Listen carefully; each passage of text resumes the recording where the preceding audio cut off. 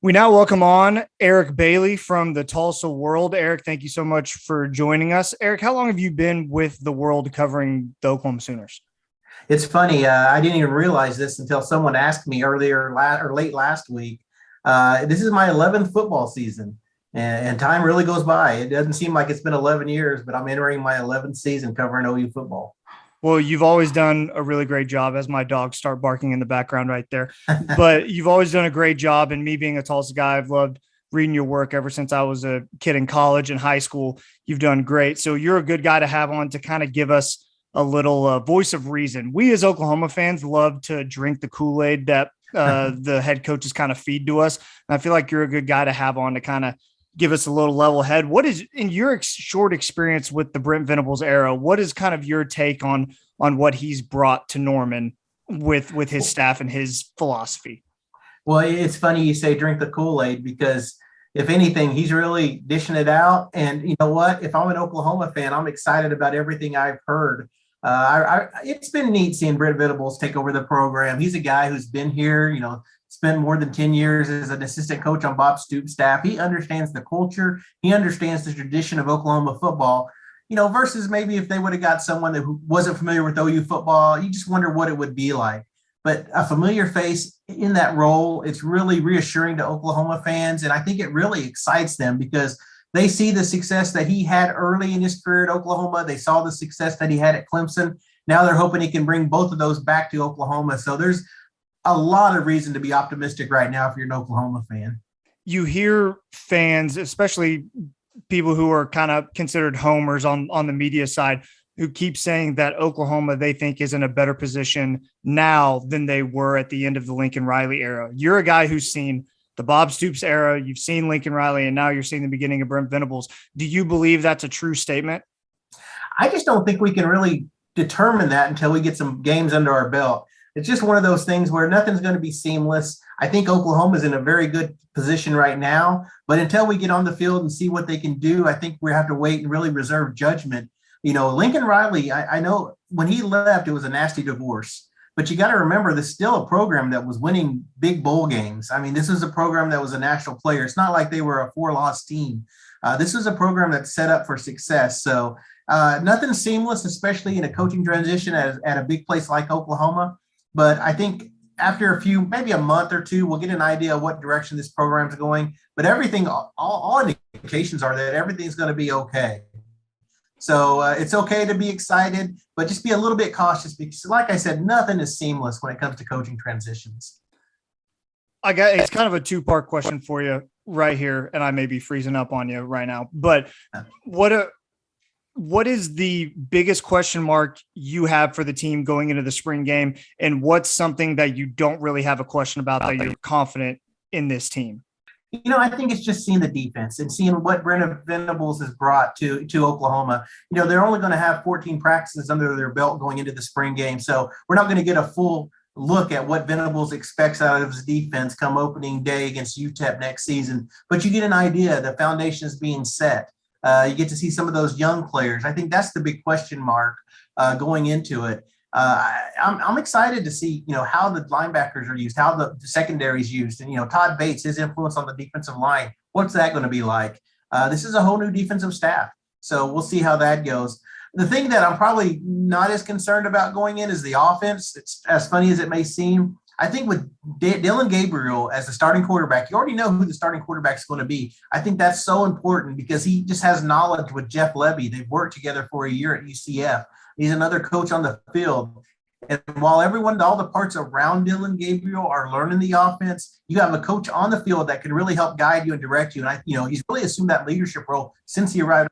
So I think the offense is going to be in much better shape and maybe a little further along than the defense just because of that.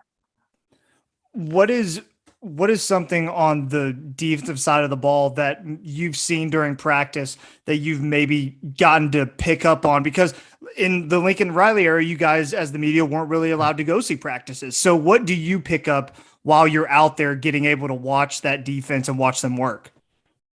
It's funny you say that. Under Lincoln, we probably get 1 20-minute session, maybe 2 if we were lucky. Brent Venables has allowed the media to go see 5 practices. and usually between 30 and 45 minutes. So we've got a really good look at some of the raw abilities of this team. And what impressed me about the defense in the times that I was out there in the practice field is just Todd Bates, the defensive line coach, the defensive tackles coach, how he works with his players and just the respect he commands, what he expects out of those players. I think that, I'm just curious what it's going to be like on the defensive line. Is this a year that Jordan Kelly steps up big on the defensive line? We all know about Jalen Redmond. What's going to happen at defensive end? There's some big pieces to replace. I mean, is this going to be Ethan Dowles or Reggie Grimes? Are we going to see those guys step up? I think that defensive front's going to be huge. And what I've seen so far, I've really been excited about just seeing, the raw abilities. And I think the players are excited too, just learning a new technique, learning to be playmakers. I think that they're excited about that as well. We hear Brent Venables talking a lot during his media availability, how he wants a sellout crowd borderline for the spring game. You've seen a lot of spring games in your time, and we've seen some big time schools have spring games done so far this spring, like Texas A&M, Alabama, some teams like that. What do you think is a reasonable expectation for an Oklahoma spring game in Norman under a new coaching staff? I think, 50,000 would be I think that they really need to hit that 50,000 mark. Anything above that's good. I think that this major selling points, Baker Mayfield statue being unveiled, I think that's going to bring a lot of fans in that maybe it may not have brought in before. Brent Venables isn't shy about welcoming fans to come to the spring game and trying to get them to come. It's a big recruiting weekend for the Sooners too. So, the more fans that fill that stadium, the more attractive it looks to those recruits. And this is really the first look you'll get at Brent Venables' offense and defense and what he's going to be like.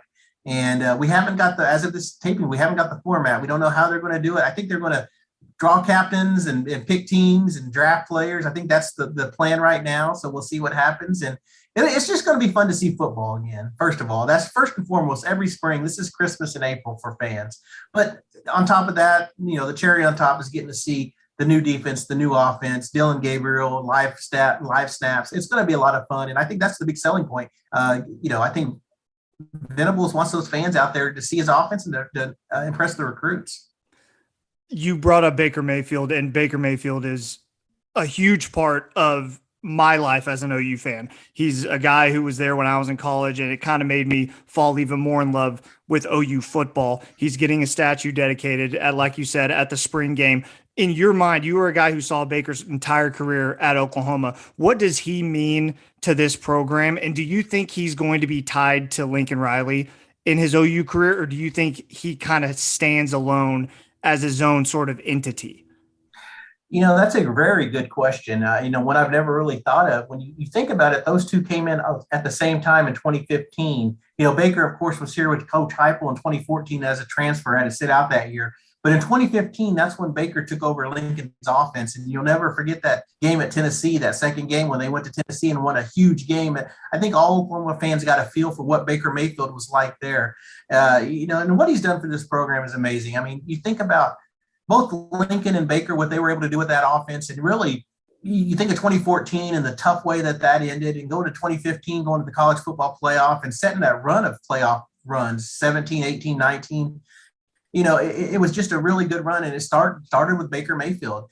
And you look at just the moxie that he had, the swagger he brought back to Oklahoma football. You remember Oklahoma football was down in the early, 2012, 2013, 2014. They were down. They did have the win over Alabama, but for the most part, they were down. Well, he brought swagger back to this program, and that was so important. But no one will ever forget the Ohio State game, winning up at Columbus and, planting the flag. I mean, when you think about it, you think swagger, you think leadership, you think of Baker Mayfield, and I think he's going to be beloved for many, many years to come at Oklahoma. And like you mentioned, he was here when you went to school here. It's something you're never going to forget. And I think a lot of Oklahoma fans feel the same way. Switching, I want to stay on Baker just for one more second. There's a lot of drama surrounding him right now regarding where he's going to play football next year. He gets a lot of criticism and a lot of hate for things that he does on and off the field. Do you think that people are overly critical on Baker? And if so, why do you think that is? The quarterback position is so tough. I mean, any level, high school, college, pros, any level, you probably get too much credit when things are going good and too much blame when things are going bad. I mean, it's just it's a marquee position. I think he's feeling that at Cleveland. And I think you just let his record speaks for himself. What he did in college, what he did at Oklahoma, it speaks for himself. There's a reason he won the Heisman. There's a reason he's getting a statue built. I mean, you see what he did at Oklahoma. Look at Cleveland, where they were when he arrived. I mean, they bought beer for the whole city when they won their first game. I mean, that's where Cleveland was. They were celebrating any win at all. And look what he was able to do.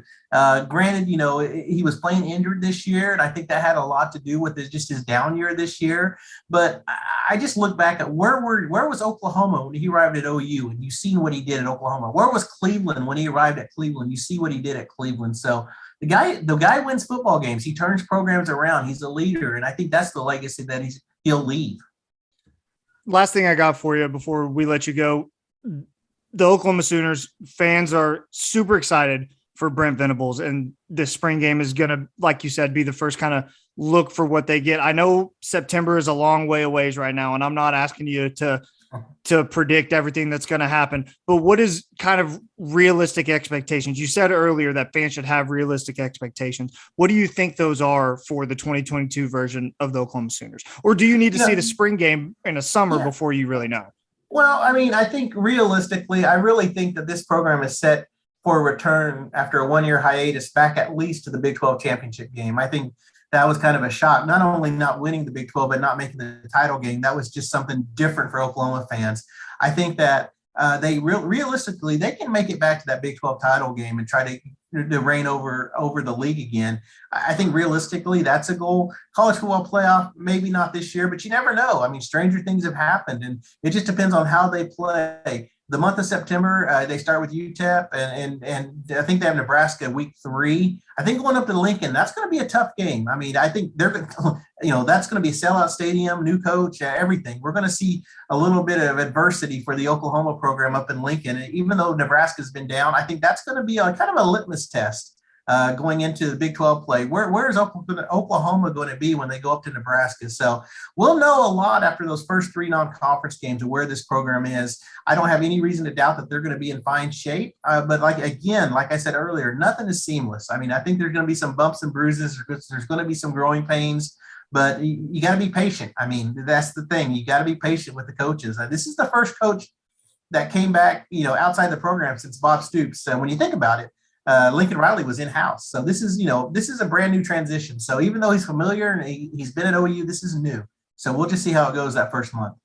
I lied. This is the last thing I got for you. This is your 11th season, like you said. Is there any sort of moment in your career covering the University of Oklahoma that kind of sticks out to you? Like, wow, that was a really cool thing that I got to cover.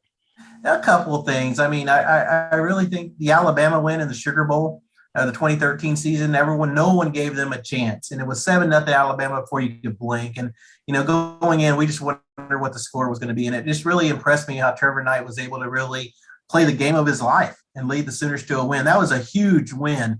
I'll never forget Geno Grissom making the touchdown at the end to make it a 2-touchdown win.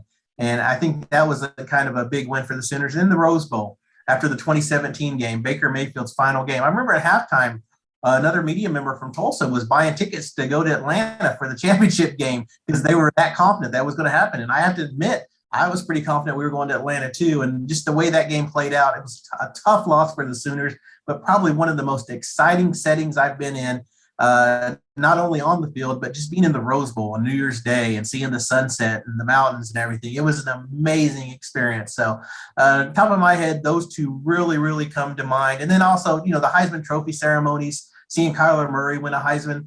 I've been fortunate. I mean, I'm blessed. I really am. It shouldn't be a job. It doesn't feel sometimes I'm going to work because I get to see some of the best games, best everything. And I'm really blessed to have this job. And I'm so thankful. Don't take a day of it for granted. Eric, if you're listening right now and you haven't subscribed to the Tulsa World and gotten to read what Eric writes, you really need to. Eric, you're a great writer. You're really good to have on the Oklahoma beat, and we thank you for that. And plug anything you want to right now. Plug your Twitter account or whatever you want to do. You hit the nail on the head. It's at TulsaWorld.com. Just check out our Oklahoma coverage. Eli Letterman has joined me as a beat writer there, and Garen Emig, our columnist, and we cover OU every day. So just TulsaWorld.com. Just give us a look. Once again, thank you so much, Eric. Appreciate the time.